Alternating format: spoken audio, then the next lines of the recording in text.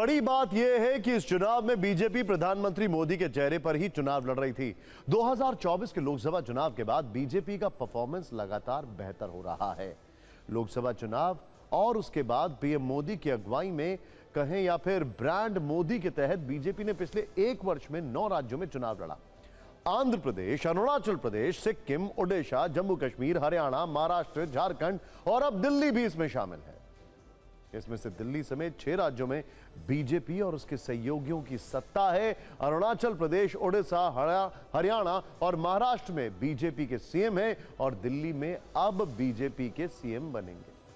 कुल मिलाकर देश में फिलहाल 19 राज्यों में बीजेपी और उसके सहयोगियों की सरकार है। दिल्ली में इसका विशेष स्थान है क्योंकि 2014 में प्रधानमंत्री बनने के बाद दिल्ली ही एक ऐसा राज्य है जहां बीजेपी सत्ता में नहीं थी। लगातार 27 वर्षों से चुनावी हार बीजेपी को दिल्ली में देखनी पड़ी, पर आज यहां भी बीजेपी की सत्ता का उदय हो गया। आपने दिल्ली चुनाव में मोदी का मैजिक देखा। अब आपको दिल्ली चुनाव में नतीजों के 7 बिग पॉइंट्स ऐसे बताते हैं जिन्हें आप आज के परिणामों का पूरा सार, जिस्ट, टेक अवे कह सकते हैं।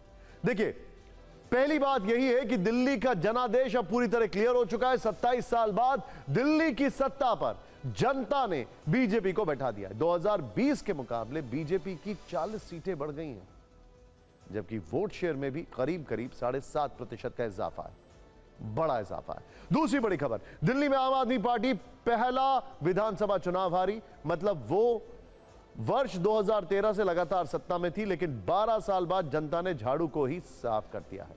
तीसरी बड़ी बात, आम आदमी पार्टी के जिन नेताओं पर भ्रष्टाचार के आरोप लगे वो सब के सब हार गए, और इसमें सबसे बड़ा नाम खुद अरविंद केजरीवाल और पूर्व डिप्टी सीएम मनीष सिसोदिया का है, जो शराब घोटाले में जेल में रहे। इसके अलावा मनी लॉन्ड्रिंग के केस में फंसे सत्येंद्र जैन भी चुनाव हार चुके हैं।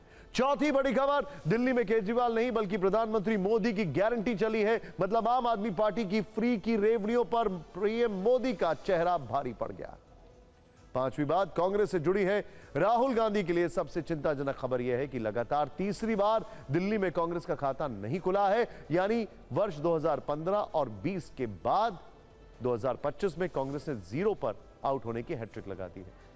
अगली बड़ी बात यह है कि दंगे के आरोपियों को दिल्ली की जनता ने नकार दिया है, और इसका प्रमाण है असदुद्दीन ओवैसी के 2 कैंडिडेट, मुस्तफाबाद से ताहिर हुसैन और ओखला से शफाउर रहमान खान बड़े अंतर से चुनाव हार गए।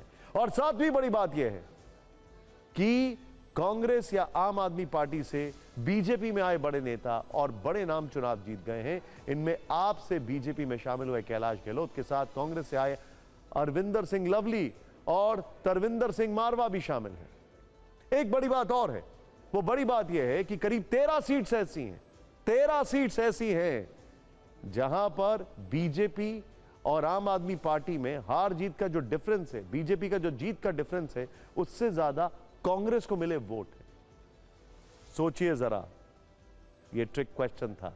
वैसे दिल्ली में आपकी हार के बाद सोशल मीडिया पर मीम का उत्सव भी खूब मनाया जा रहा है।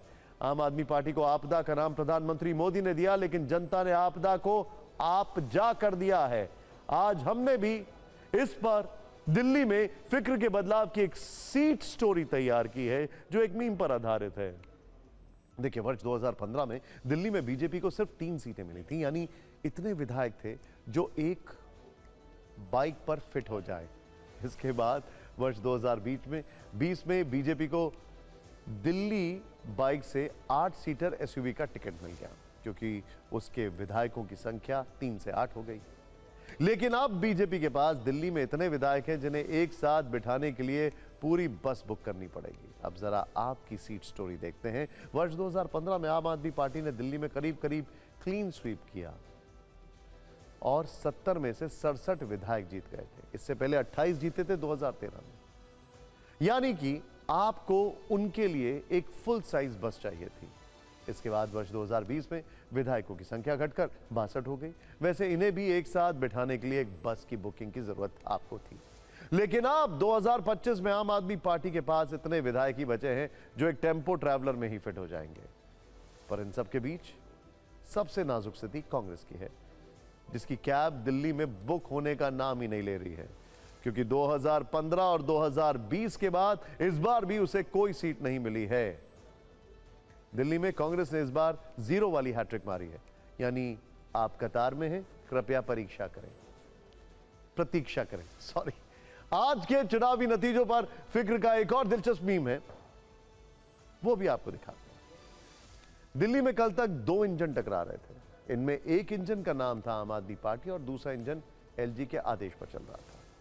लेकिन अब दिल्ली में डबल इंजन की सरकार आ गई है, क्योंकि अब राजधानी में बीजेपी की सरकार बन गई है, जबकि केंद्र में एनडीए की सरकार है और उम्मीद है कि इसका फायदा दिल्ली वालों को मिलेगा। बहाने नहीं, बदलाव चाहिए। दिल्ली में भाजपा सरकार चाहिए। परिवर्तन हमको दिल्ली में इस बार चाहिए। हम लोगों के सुख दुख में हमेशा काम आएंगे, क्योंकि हम राजनीति में कोई सत्ता के लिए नहीं आए। हम राजनीति को एक ज़रिया मानते हैं जिसके ज़रिए जनता की सेवा की जा सके, जिसके ज़रिए लोगों के सुख दुख में काम आया जा सके। वो काम हम करते रहेंगे। दिल्ली की जनता का जनादेश है, हमें जनादेश स्वीकार है। ये मैं अपनी सीट जीती हूँ, लेकिन ये जीत का समय नहीं है, ये जंग का समय ही है। जंग जारी रहेगी भारतीय जनता पार्टी के खिलाफ, उनकी तानाशाही और उनकी गुंडागर्दी के खिलाफ। आम आदमी पार्टी हमेशा गलत के खिलाफ लड़ती आई है और हमेशा गलत के खिलाफ लड़ती रहेगी। सर काफ़ी टफ फाइट हुई है, कैसे देखते हैं, कहाँ चूक हो गई? नहीं, अब चूक तो आपको बताएंगे एनालिसिस करके। People wanted change. They were fed up of the way things were and they wanted change. I suppose they voted for change. My congratulations to all those who have won. And for the rest of us, it just means we have to work harder and we have to stay there, be on the ground and be responsive to the people's issues.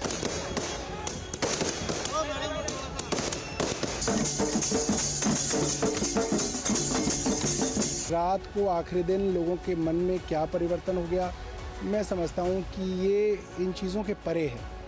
होता क्या है कि जब हम हार जाते हैं या कोई हार जाता है तो हम हार के कारण ढूंढने लगते हैं। मुझे लग रहा है इन सब कारणों के परे कोई बड़ी चीज़ है, कोई विचित्र चीज़ है और वो कभी ना कभी लोगों के सामने आएगी।